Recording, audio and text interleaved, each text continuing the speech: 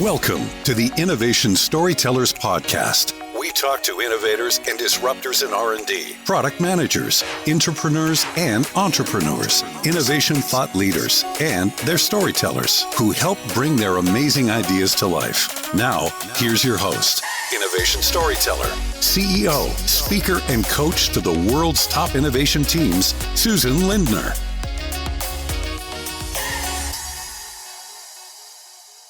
Hi there, I'm Susan Lindner, and I'm the host of Innovation Storytellers. For the last 20 years, I've been helping innovators and disruptors to tell their stories. 10 acquisitions, hundreds of innovative products, and countless hockey stick growth curves later, I want to share how the great innovations get to market using stories to pave the way. I'm really excited to have with me here today Freya Burton, who is the Chief Sustainability Officer at LanzaTech. Now, Freya joined LanzaTech in 2007 as a biologist and has worked in various roles throughout the company throughout its growth. Freya is deeply committed to LanzaTech's mission of creating a carbon-smart future and has spent many, many years working on energy and environmental policy in the US and in Europe, and to support deployment of carbon recycling technologies. Together with LanzaTech, she was a founding member of Below 50, the low carbon fuels initiative of the World Business Council for Sustainable Development, and has served on the board of the Low Carbon Fuels Coalition. Freya oversees government relations, communications, and HR at LanzaTech, and she holds a master's degree from Cambridge University. So not too shabby, Ms. Burton. Thank you. I'm pleased to be here. Welcome to the show. So I am dying to know a little bit about how and why you got involved in this global, it seems like everything we're talking about these days, whether it's a pandemic, geopolitics, about this global interest in sustainability now at the UN level, right? We're looking at these goals, and also specifically around carbon. Why that particular corner of the war for the environment? Yeah, so I wish I could say this is what I always wanted to do when I grew up. I think, to be honest, I still don't really know what I want to be when I grow up, but... Do any of us? Yeah, exactly. So, to be honest, I kind of stumbled into this world, and I was so lucky to do so because really the world of carbon recycling and the awareness at the level you mentioned now about climate change has really grown in parallel to my own growth at my role in LanzaTech. So when I started in 2007 with LanzaTech, nobody knew who we were. Everyone thought we were crazy to try what we were doing. And nobody understood the concept of carbon recycling. They thought it didn't make sense. It wasn't possible. And everyone was going to focus on other things. Isn't that how almost every great innovation story begins? Yeah. Everyone thought we were crazy. No one thought it could be done or why it should be done. And then we set out to prove them wrong. That's like the once upon a time of every great innovation story.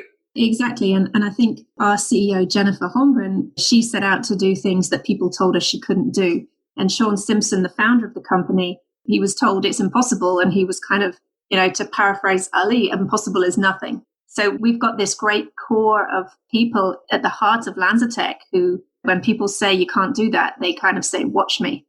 And I've been lucky enough to be part of that team from the beginning and able to sort of grow with the technology and the company and craft our story around that. So it's been pretty exciting time to be part of all of that.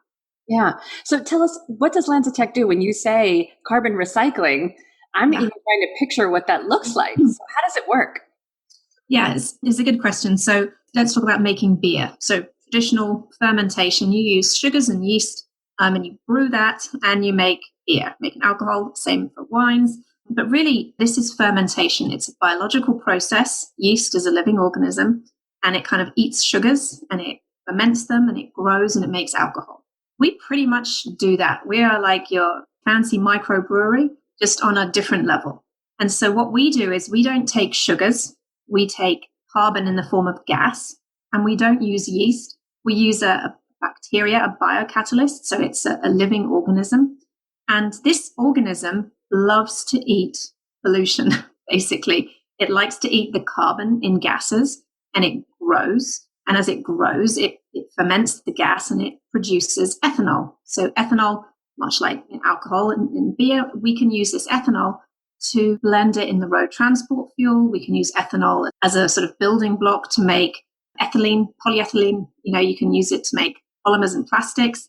We've even developed a process to convert that ethanol into a sustainable aviation fuel. So this little bug, this biocatalyst, biology basically is creating this whole new way of doing things by using pollution as an opportunity, not a liability. And that's pretty much what we do.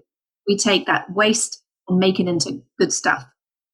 So how is the carbon captured for your biocatalyst to actually do its job? Yeah, that's a great question. Yeah, like feeding it to the microbe. We looked at where there were sources of carbon. So we wanted low-cost, abundant, point-sourced sources of pollution, of carbon. And the first place we looked was industry, and specifically the steel industry. And today in the steel industry around the world, they use a carbon source, fossil carbon, as a chemical reagent in steel making. And so they're using coal in the process. When they use that, they have an off gas. So the emissions, which would otherwise just be emitted, or it would be burnt and used to make power, but again, it would be emitted. And what we can do is we can put our facility, our brewery, if you will, onto a site of a steel mill. And instead of burning that gas and emitting it, we can actually put a pipeline. So between where the gas comes from to, let's say, fermenter, where all the fermentation takes place, and it just feeds it directly to the bugs. So this is a kind of way of just taking that gas and preventing it from going out to the atmosphere in the first place. So that's the sort of the first way we can look at kind of feeding the bugs pollution. And the ethanol is produced right there on site? That's right. Yeah. All integrated into the site.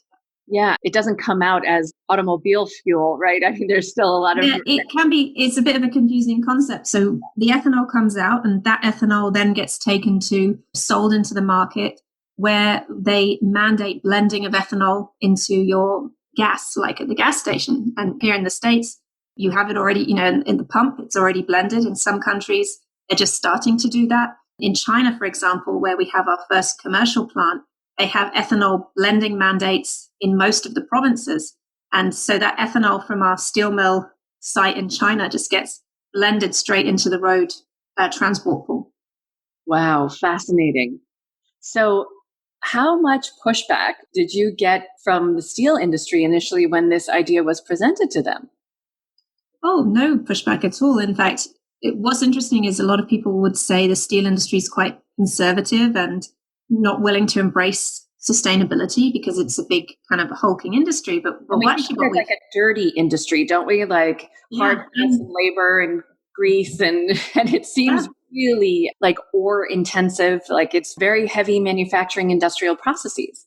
And what's actually surprising is the steel industry itself is one of the best recyclers because they use a lot of recycled steel in their process. So they're already kind of champions at this concept of circular economy. They're driving a lot of efficiencies. They're leading on new ways to make steel without fossil. And they really embrace this concept of taking those emissions from the steel producing sort of chemistry that we can take and sort of reusing it to make something else. This concept of not a liability, but an opportunity really resonates with them. Why pay a tax on something that's now going to be a liability when you can actually make money from it and reduce your carbon footprint at the same time?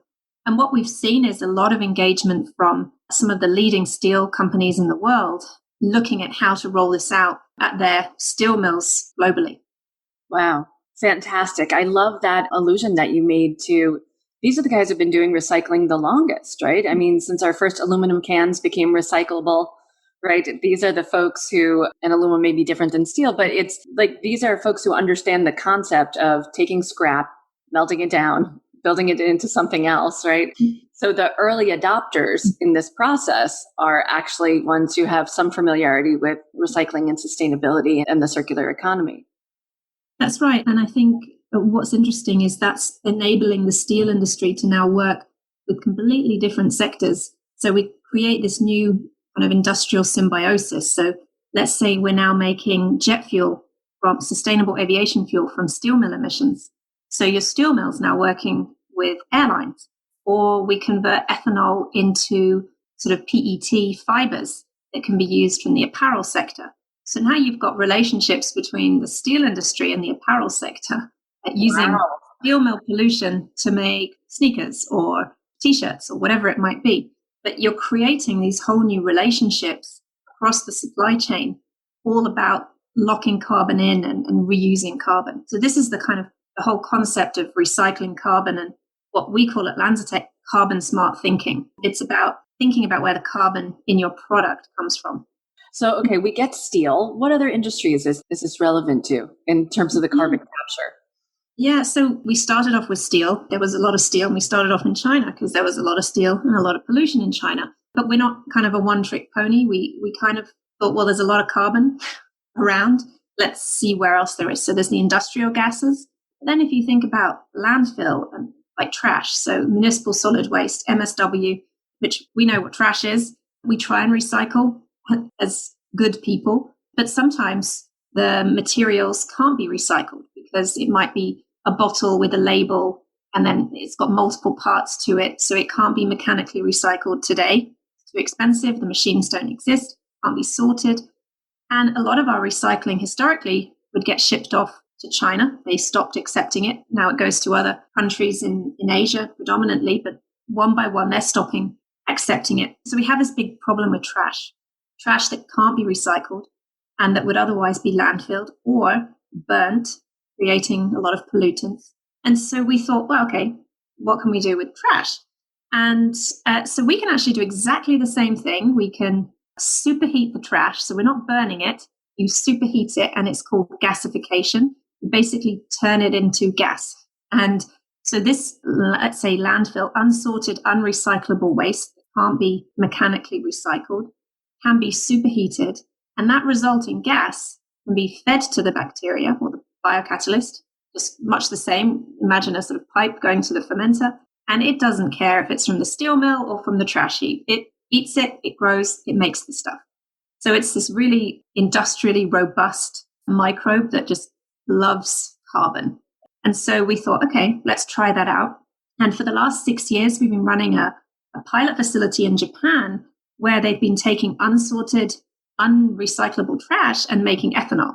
So now it becomes really cool because if you think you could turn that ethanol into a bottle or packaging, and when that meets the end of its useful life, it then goes back into the system and gets gasified and makes product and goes back. You're kind of creating this cycle where the carbon never leaves.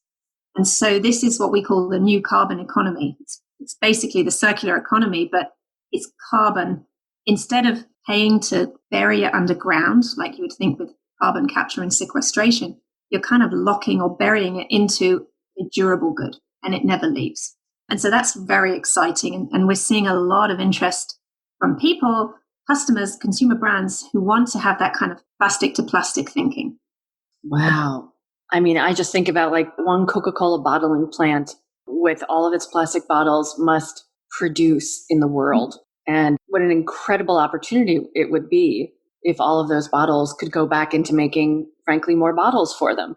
And you then keep fossil in the ground. I guess our sort of philosophy is you use carbon where you need to. So you don't need to extract more carbon if you can already reuse the carbon that's in circulation. Right. I find this so fascinating. And as you've been speaking, I've been listening for the way that you've been communicating this. And how long did it take you to come up with the analogy of the brewery in order to get people to understand what it is that you're talking about? Because that's spot on, but I imagine that might not have been your first attempt. Is that true? I can't actually remember where this came from, but I imagine it must have been quite early on, even from our early days as a kind of scrappy little startup. We've always been fond of our beers on a Friday afternoon to discuss technology developments and so on. And in the simplest form, that's what it is. And our founder, Sean, he's a biologist as well. And he really came up with the technology based with his co-founder, Richard Forster, in New Zealand. It started out in New Zealand, and it's a pretty relaxed place in New Zealand. And they had been working on more traditional bio-based pathways to ethanol. So there's always been an element of this idea of fermentation to make products and so on. And I think it's just a nice, tidy way of explaining it to people because people get brewing. And, there's a bit of a culture of home brewing in our company now. We have our own beer off, sort of brew off every quarter because people love that kind of concept of analogy. We're doing it in big picture and then we're doing it at home as well.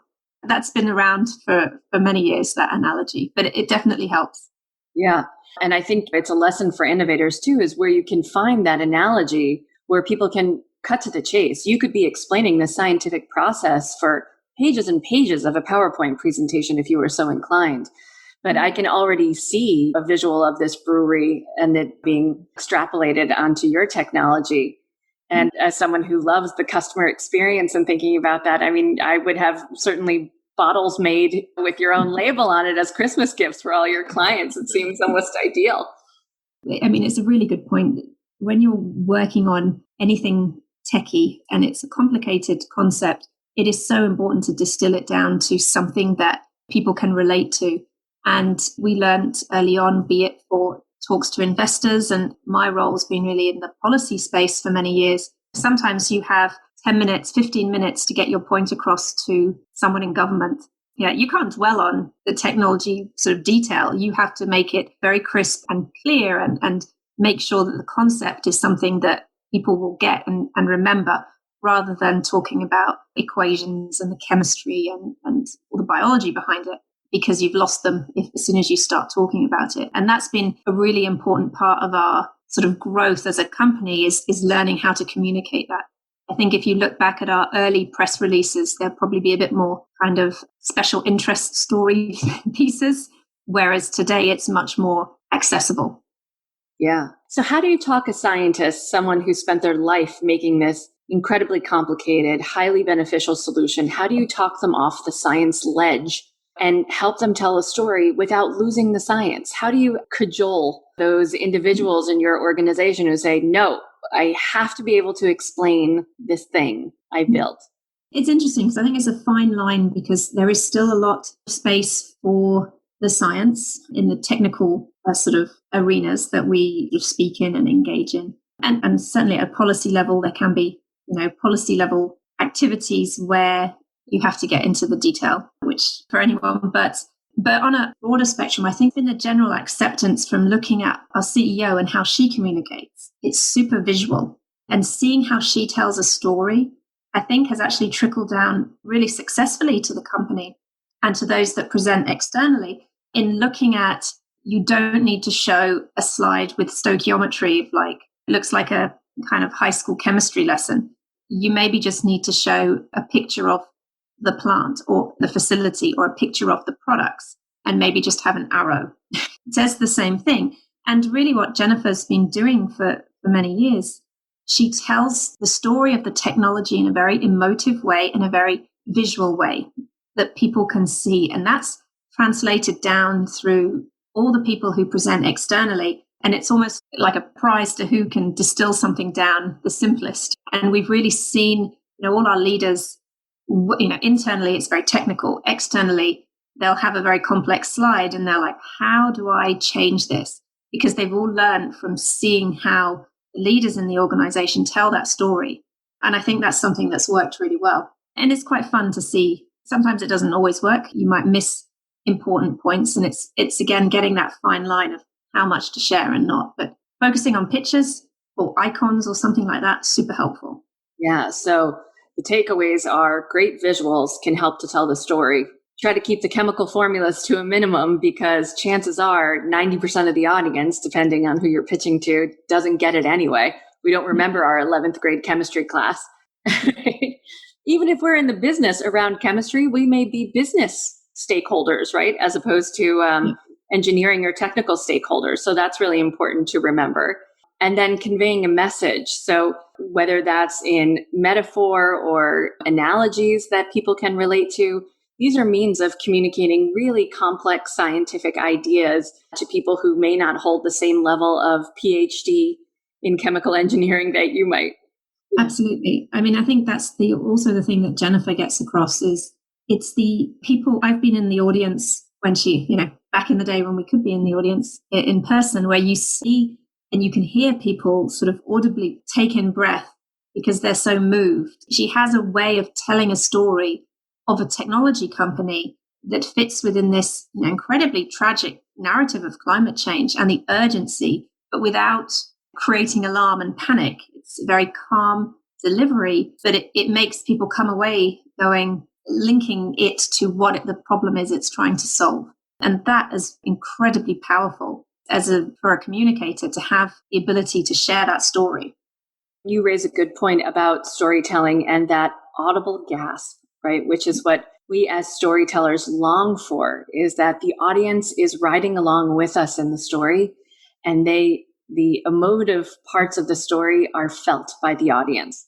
Mm-hmm. And for our listeners who don't know, storytelling is so powerful because it puts us, it's not that when you hear a story that you're just listening to a story.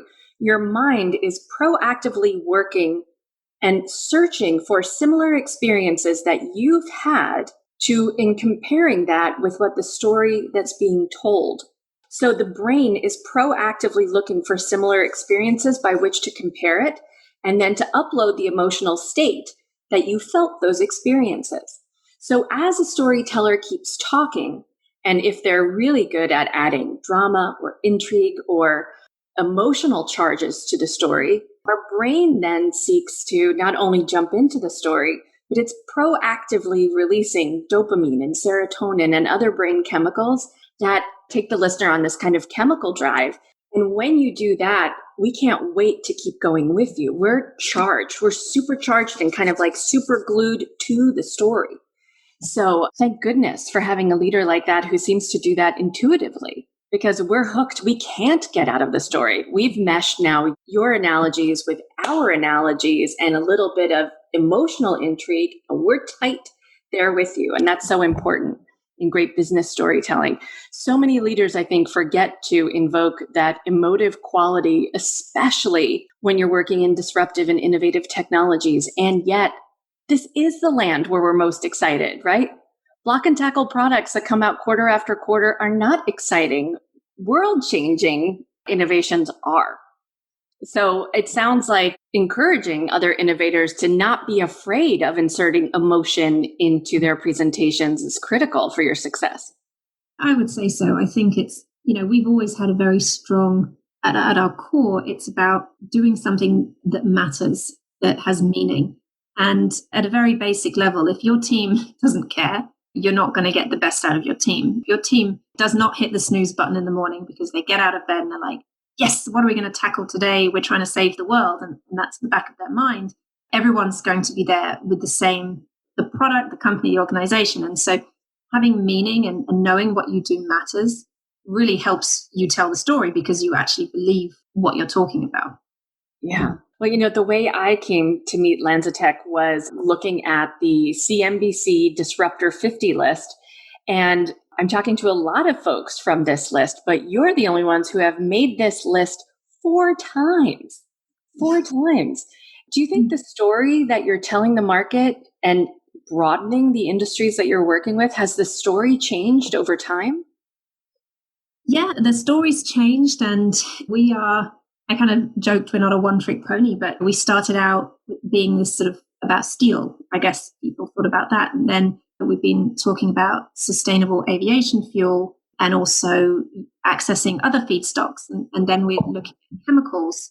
So the very nature of, I suppose, disrupting is you're continuously disrupting it. And Sean, our founder, he often talks about the only thing that stays the same here is the rate of change. We're always thinking, even our internal processes, we're always striving to improve and to innovate. And our technology offering, our feedstock sort of potential, all the products that we make, the partners that we have, the countries we operate in, there's always something new. And I think it's really resonated on the disruptor list that we're keeping that pace of innovation going and that we're looking at different markets to disrupt. So that's been incredibly exciting to be part of that list and that sort of ecosystem, but it's also really core to who we are. We can't stop innovating or disrupting. I think for many Americans, what we hear about disruption, or rather the carbon footprint, we hear about auto emissions And we hear about emissions from food producers, specifically the beef industry, right? I think it was Burger King, maybe, who did like a whole thing on cows passing gas and what that was doing to the planet. And I'm just very curious, since, most consumers, when they hear carbon footprint, they think about those two areas. Are those areas that need disruption? Yeah, to be honest, there's more than enough carbon to go around and be disrupted by lots of different sort of technologies. We always say this isn't going to be solved by one kind of shiny unicorn technology that comes along and solves all our problems, because there's so much carbon. So I think it's important that we look holistically across all the sectors, and agriculture, chemical production. I think the largest growth in sort of fossil use in the next 10 years is going to be in the chemical sector. So if we think about, we don't necessarily think about our yoga pants being a source of carbon emissions, but the production of PET got a really big global carbon footprint. So where are we getting the chemicals from to make that material? It's fossil. And so I think we need to, as consumers, be really conscious about where is the carbon product coming from, the meat that we're eating, and how many times we're eating meat in a week, or the car that we're driving, the flight ticket. We might not be buying many flight tickets nowadays, but are they using sustainable aviation fuel? And we're kind of starting to do that with labels like organic milk and FSC certified paper, fair trade coffee, these sorts of things. We as consumers are starting to be more aware. And I think it's really important that we start being more carbon aware. As you said, thinking about these different sectors that maybe we don't think about when we eat our burger, how much water went into that burger, how much carbon came out of that burger, or when we go and buy fruit out of season in the store, what's the carbon load there? I actually heard something interesting this week, and it's some food outlets, they're now starting to put carbon, not just like a calorie number on there, but like a carbon number on there. So people become more carbon aware. Calorie count. Yeah, exactly. It's like your calorie count, your carbon count, all of these things gets people thinking about their own footprint without it being kind of rammed down people's throat. I think the last thing people want to hear is how to behave, because I think your natural instinct, a bit like listening to your mother maybe, is to Rebel. And rebel, exactly. So it's important that people are given the choice and the information. As to something like agriculture, we actually are also now working in the agricultural sector, looking at the wastes and residues of crops that would otherwise be burned or left on the fields to rot and create greenhouse gases. And we can do the same thing with these wastes, gasify them, feed them to the bug, make stuff. So there's opportunities all around the world to help with this. And it comes down to how much demand there'll be, and that comes down to consumers demanding it. Yeah, I know here in the United States, we understand so little about our carbon footprint, either our personal responsibility, even our awareness level of how much carbon we generate, and frankly, what the impact of having generated that carbon really means. Do you think there's part of the story that needs to be told still about, if you eat a hamburger, you're producing X amount of carbon, which means this to the planet? I personally don't know the answer to that question. Yeah, it's a tough one because, it's already happening. I was on a Zoom call this morning and somebody was there from Vancouver and he couldn't even see out of the window. His air quality was worse than in China. We've got colleagues who have family members out west who've had to evacuate multiple times, or trips that have been cancelled. We've even had people go to events back in pre-COVID days where they had to evacuate because of fires. So it's here already. And I don't know if people have kind of climate change fatigue before it's even started, because is anybody even paying attention to the stories outside of the impacted areas anymore? There's so much news cycle going on that it's like, oh, the fires, they're still going. Oh, and so I kind of worry that if people are not making the link now between this and the impact, it's going to come as a real shock, much like COVID came as a surprise to so many people, that one day that people will wake up and go, whoa, how come we didn't know about this, that this was going to happen? As a listener, I can't get my mind from, and I believe in climate change, of course. I can't get my mind from my personal responsibility of eating the burger and going to a California forest fire and understanding the carbon link between those two things. So I absolutely understand the sustainability around the technology, but that connection between how my carbon footprint is connected to, let's say, a California forest fire, there's something missing in that for me. Is there a way to make that more connected? Yeah, I don't know. I think it does come down to the connection, like we said, having the carbon value on a product and knowing that, if you're reusing carbon, you're not contributing to the problem. Almost like you buy a product and instead of like a Gore-Tex label, it actually says recycled carbon, something like that. It's just a generic sort of acknowledgement that you're not contributing to the problem. But I think it's going to come down to people's awareness, much like the sort of cigarettes and the link to cancer that wasn't there for so many years in the consumer mind, but now it's very different. And you kind of feel like it's unusual when you see somebody smoking, wearing seatbelts, putting trash in the trash can, for example. These are all big behavioral shifts that took a really long time to get to. And I think it's going to be the same with carbon acknowledgement and actually even recycling, because I think sometimes people think that, oh, I'm just one little person. What does it matter what I do? It's not going to really impact everybody. And I don't think there's that mental leap yet that we're all kind of all in this together. Although saying that, I'm talk about looking for silver linings in COVID, it does come down to the individual and your own responsibility. So maybe that will help people see their place in the world and how they can make a positive impact. Yeah. It's been a long time since we've truly been asked to self-sacrifice for something greater than ourselves. And you're right, probably this is one of the lessons of COVID. And I know my background in public health, where I spent 10 years prior to getting into marketing, that was the message, right? We protect ourselves. I worked in HIV. We protect ourselves, not just to protect ourselves, but protect others before we know if we are infected. That's the responsibility within a community.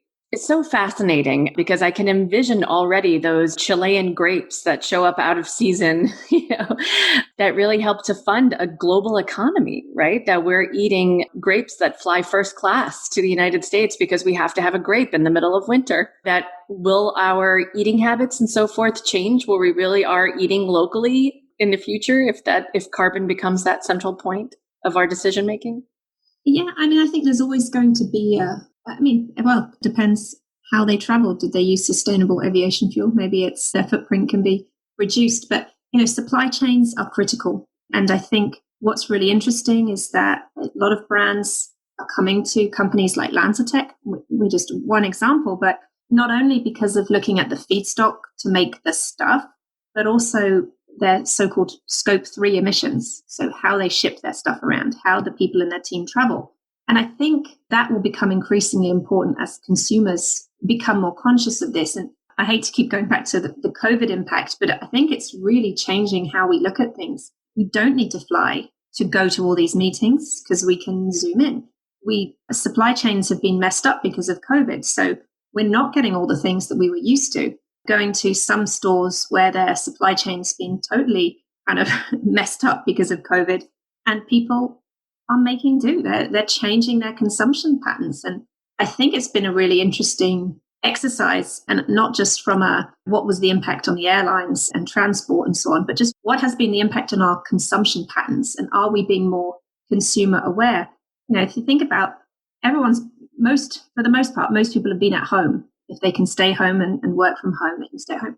So you're more conscious of all your stuff and all the stuff you don't need. And why do I need to buy this? And I think there's going to be, maybe not for everybody, but certainly an awareness of what we have and what's important to us, and what impact does it have on our well-being? Because it's been such a focus on staying well. I'm really interested to see what the impact's going to be on kind of consumption patterns because of this. Yeah, I know. I remember at the beginning of the pandemic, Marie Kondo, when her tidying up philosophy was like, oh my gosh, every human I knew was like cleaning out their closets, often because they had nothing else to do with their time, right? So it became like a whole fad just to get rid of your stuff. But I do think there was a purge where we realized, wow, I don't even know why I have half this stuff. I can't imagine putting on a pair of high heels after COVID. Like the thought of just putting on those excruciating shoes is like just not in my mindset right now. Part of great innovation storytelling, which is a little bit different from regular storytelling, in that The innovator has to paint a picture of what the future is going to look like when we now have the innovation in our midst. How much of that painting a picture for your prospects is required for them to kind of see the light, where you can say, here's the before and after, like an Oprah makeover, here's life before LanzaTech, here's life after LanzaTech, and here are the ripple effects of the decision you'll make when you work with us? It's key to our message. It always has been. And we've just sort of finessed it over the years and changed the medium from talking points to slides to videos and through social media. And it really comes down to, without being too much of a doom monger, it comes down to an existential threat. I mean, not just for the company, but for the planet. And more, we're working with sustainability professionals, supply chain professionals, but also at the very high executive levels of organizations, because they're thinking about their legacy and what is important to this company. As I said, consumers are demanding this, and they need to have a story to tell. And we present a vision of what it will look like when you include LanzaTech in their supply chain, for example. Mm-hmm. And it really resonates with them. And it can be as simple as saying forest on fire, or the levels of CO2 and how much it's increased over the years, or just containers filled with trash with their, let's say it's a company that makes food packaging or something, a big container filled with trash with their brand on it, or a beach with trash on it where you see their brand. They don't want to see that. They want to be part of the solution. And even though this can come down to the consumer behavior, you're only going to remember the food brand's name on a beach with the dying bird next to it who tried to eat it or something. And so, when you think about social media and awareness, that people can take that picture and then it goes viral. And it's like, well, what are you doing to solve this? So through social media, there's so much more awareness, and through people being at home and lots of environmental TV shows on demand with famous people behind it, there's a lot of momentum where brands and our customers are saying, yeah, we can't not do anything. Right. The price now of it's like a reputation management issue too. It is. The price of inaction is too great, not just from a carbon pricing perspective, but reputationally. So when I kind of say existential threat, it's definitely an existential threat for our planet, because we're running out of time. But it's an existential threat for the companies, because if they don't change how they operate, they won't survive. That's right. So I heard you mention a couple of communications channels. So talking about social media, obviously you're interacting with the press, right? If CNBC is listing you as on the 50 disruptor list, what is most effective for you as an innovation company, really a disruptive company, to get your message out? What have you found? Partnerships and friendships, I would say. So I'm not going to talk about one type of medium over another. I think it all comes down to good relationships, be it relationships with media outlets, journalists, be it relationships with your partners, your customers, and their relationships as well. What's important is the classic things, so having the good story to tell, having the good visuals to back it up, but also having good people to work with to get that message out there. The press release is kind of, nobody reads it, right?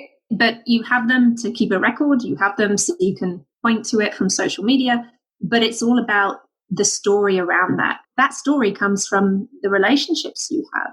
And it's nothing new in this business. It's always been about relationships, but now more than ever, and building on that, but also then having very simple story to tell that you could spend a while on getting the perfect press release, but really most people are just going to read your Twitter, what's on your Twitter feed and what pictures. And if there's a video, you might get your 90 seconds of attention through the video that you link on Twitter, but it's really about the soundbite. And because we're just so bombarded with information and news all the time, that you've got to compete in this kind of very saturated market of information. And that helps when you have these really good partners to work with in the press or at a customer level. And then I would probably also go back to the communication 101 is like, what is your story and what is your message, and engage with your audience. And I think what's really important is don't talk about things for the sake of talking about things.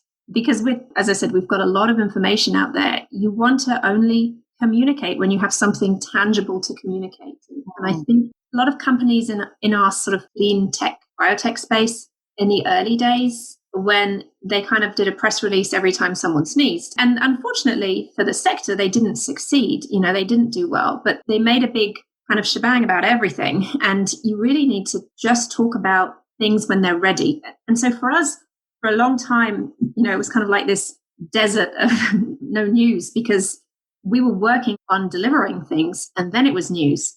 And that can be quite challenging when somebody might, well, come on, tell us something. I'm like, well, I don't want to tell you because it might not work.